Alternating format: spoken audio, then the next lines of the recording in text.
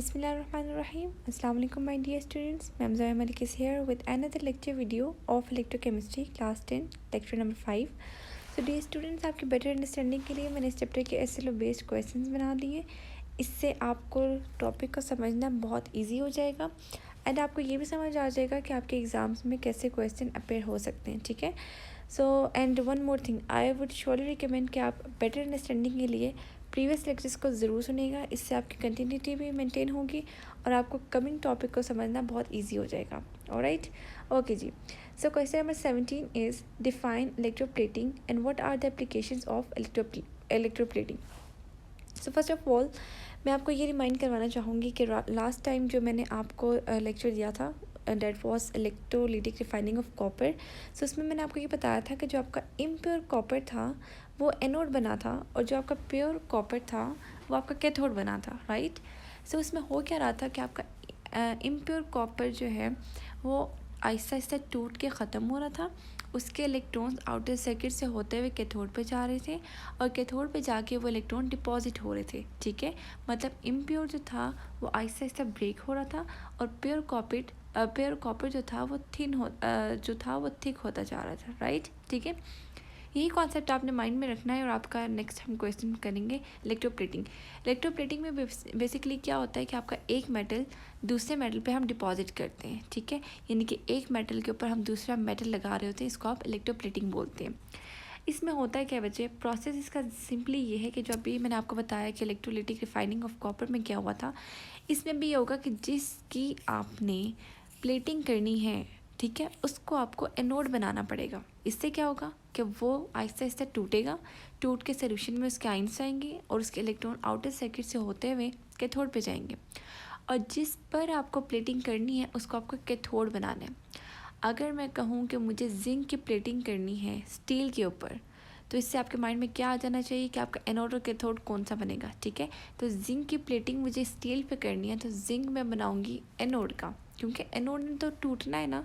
उसके electron circuit से होते हुए कहाँ जाएंगे, कैथोड के पास जाएंगे और कैथोड मैंने कौन सा बनाना होगा, स्टील का, क्योंकि वो इलेक्ट्रॉन्स पे जाके डिपॉजिट होके एक लेयर बनाना शुरू कर देंगे. सो इट्स मीन आपकी क्या हो जाएगी, इलेक्ट्रोप्लेटिंग हो जाएगी. सिंपल सी है. ठीक है. ये जो क्वेश्चन नंबर 17 है ये जर्नल सा क्वेश्चन है, उस पर आगे हमने फर्दर इलेक्ट्रोप्लेटिंग अभी करनी भी है. ठीक है. तो आपको इंशाल्लाह बेटर समझ आ जाएगा.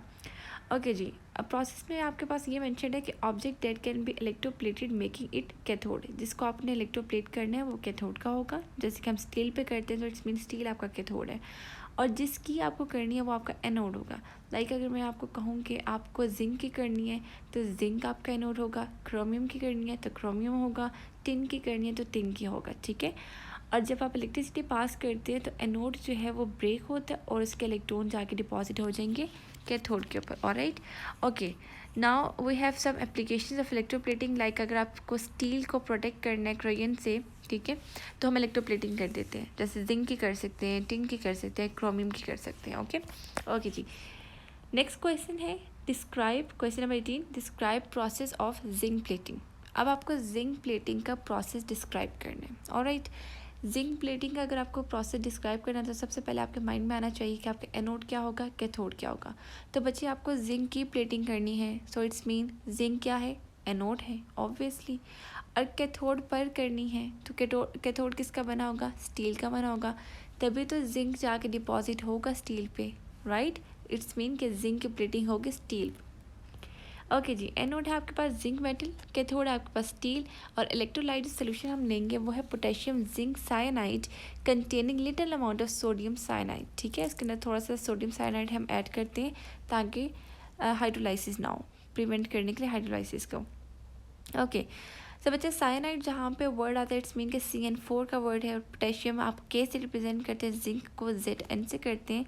आपकी स्क्रीन पे इसका जो फार्मूला है वो विजिबल है, K2ZN CN4 के होल की पावर -2.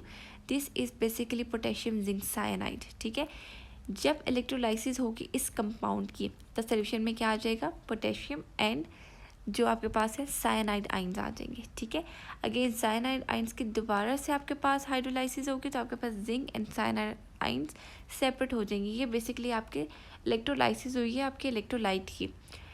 एनोड कैथोड पे सिंपल सा रिएक्शन होगा। मैंने आपको बताया कि जिंक मेटल आपने एनोड लिया हुआ है, तो जिंक ने हमेशा क्या करना है, loss of electron, and you know कि एनोड पे ऑक्सीडेशन होती है तो जिंक 2 इलेक्ट्रॉन लूज़ करता है। सिंपली जिंक ने अपने 2 इलेक्ट्रॉन लूज़ कर दिए।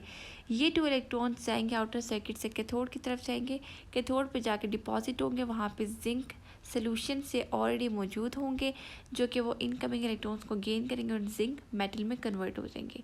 सो इस तरह आपका कैथोड क्या बन जाएगा, उसके ऊपर एक लेयर आ जाएगी, यानी कि इलेक्ट्रोप्लेटिंग हो जाएगी, जो कि होगी जिंक की। ठीक है, ऑलराइट, ओके जी। Next question is describe tin plating on steel. Now you have to prove और डिस्क्राइब टिन प्लेटिंग, ठीक है, ऑन स्टील।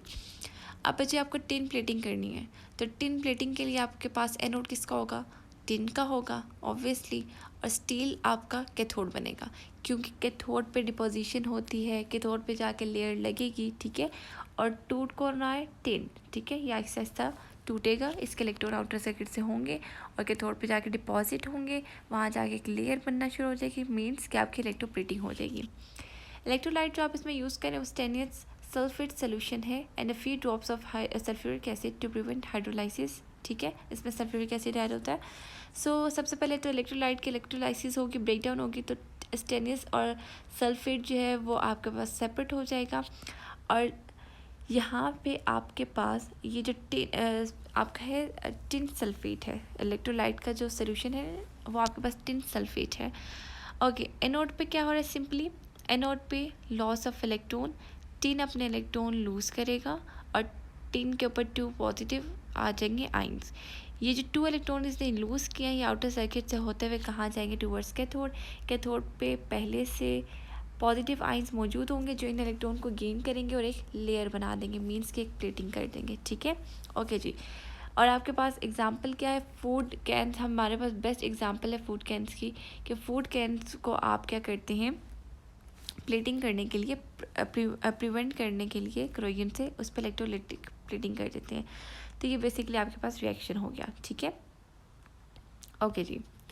सो नेक्स्ट आपके पास है, मैं नेक्स्ट में आपको डायग्राम भी बना दूंगी ताकि आपको और अच्छे से समझ आ जाए। अच्छा जी, नेक्स्ट है आपके पास आपका इलेक्ट्रोलाइटिक जो है वो डिस्क्राइब करनी है आपको क्रोमियम प्लेटिंग ऑन स्टील, ठीक है। सो आपको स्टील पे क्रोमियम की प्लेटिंग जो है वो एक्सप्लेन करनी है, ओके। तो इसमें आपके पास अगेन आपको क्रोमियम की प्लेटिंग करनी है स्टील पे। सो एनोड आपका क्या होगा, क्रोमियम का होगा, और स्टील आपका क्या बनेगा, कैथोड बनेगा। और जो हम इलेक्ट्रोलाइट यूज़ कर रहे हैं वो क्रोमियम सल्फेट है, और इसके अंदर फ्यू ड्रॉप्स ऑफ H2SO4 हम ऐड कर रहे हैं ताकि उसकी क्रोयन को प्रिवेंट किया जा सके, ऑलराइट। अच्छा जी स्टूडेंट्स, अब इसके अंदर बेसिकली रिएक्शन क्या होगा आपके पास, रिएक्शन इसके अंदर ये होगा, मैं आपके सामने एक सेल भी ड्रॉ कर देती हूँ। ये आपके पास एक इलेक्ट्रोलाइटिक सेल है, ठीक है, इसके अंदर आपके पास ये एनोड है और ये आपके पास कैथोड है, ठीक है। एनोड के ऊपर आपके पास पता है पॉजिटिव चार्ज होता है और कैथोड के ऊपर नेगेटिव चार्ज होता है, ऑलराइट, ओके जी। एनोड ने ऑक्सीडेशन करनी होती है एंड कैथोड ने रिडक्शन करनी होती है।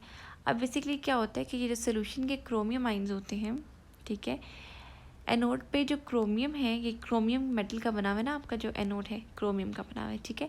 इसने क्या करने हैं, +3 इलेक्ट्रॉन्स यानी कि 3 इलेक्ट्रॉन लूज़ करने हैं, वो 3 इलेक्ट्रॉन्स इधर आउटर सर्किट से होंगे और कैथोड पे जाएंगे, ठीक है। अब क्रोमियम ने ये जो आपका एनोड बना हुआ है ये क्रोमियम का बना हुआ है, और ये जो कैथोड बना हुआ है ये स्टील का बना हुआ है, ठीक है। हमें इस पर डिपॉजिट करना है, ये ब्रेकडाउन होगी इसकी, ठीक है, इसकी ब्रेकडाउन होगी, ये अपने इलेक्ट्रॉन लूज़ करेगा, जो इलेक्ट्रॉन आउटर सर्किट से होकर यहाँ पे जाएंगे। सोल्यूशन के अंदर क्रोमियम पॉजिटिव आइंस भी आ गए, वो यहाँ पे अट्रैक्ट होंगे टूवर्ड्स कैथोड, क्योंकि क्रोमियम के ऊपर पॉजिटिव चार्जेस हैं और कैथोड पे नेगेटिव चार्ज है, अनलाइक चार्जेस अट्रैक्ट करेंगे। जैसे ही क्रोमियम के ये Cr+3 चार्जेस कैथोड पे जाएंगे, ये गेन कर लेंगे इनकमिंग इलेक्ट्रॉन्स को, गेन करने के बाद इस पे क्या होगा, इस मेटल के ऊपर ऐसे करके थिन लेयर डिपॉजिट होना शुरू हो जाएगी, किसकी, क्रोमियम की, क्योंकि क्रोमियम यहाँ पे इलेक्ट्रॉन गेन करके एक थिन लेयर बना रहा है, ठीक है। इस तरह आपके पास क्या होती है, इलेक्ट्रोप्लेटिंग हो जाती है, ऑलराइट। ये इलेक्ट्रोप्लेटिंग टिन की भी ऐसे ही होगी, जिंक की भी ऐसे होगी, क्रोमियम की भी ऐसे होगी। आपके सामने विजिबल है ये जो रिएक्शन है क्रोमियम का, इसने एनोड पे अपने इलेक्ट्रॉन लूज़ किए, ये 3 इलेक्ट्रॉन्स हैं, ये जो कैथोड पे पॉजिटिव आयंस मौजूद होंगे वो ये गेन करेंगे और गेन करने के बाद वो क्रोमियम मेटल में कन्वर्ट हो जाएंगे और इससे क्या होगा कि वो उसकी प्लेटिंग हो जाएगी। सो डियर स्टूडेंट्स, ये एक शॉर्ट सा लेक्चर था आपका इलेक्ट्रोप्लेटिंग से रिलेटेड। होपफुली आपको समझ आया होगा। And my dear students, don't forget to like, share and subscribe my YouTube channel. And आपको जो है वो अगर ये नोट्स चाहिए PDF फॉर्म में, देन आप मुझे इंस्टाग्राम पे DM करें, मैं आपको PDF शेयर कर दूँगी। इंस्टाग्राम है zoya_1 के नाम से, zoya_academy 1 के नाम से, ठीक है। And thank you so much for watching this video. Take care, अल्लाह हाफिज़।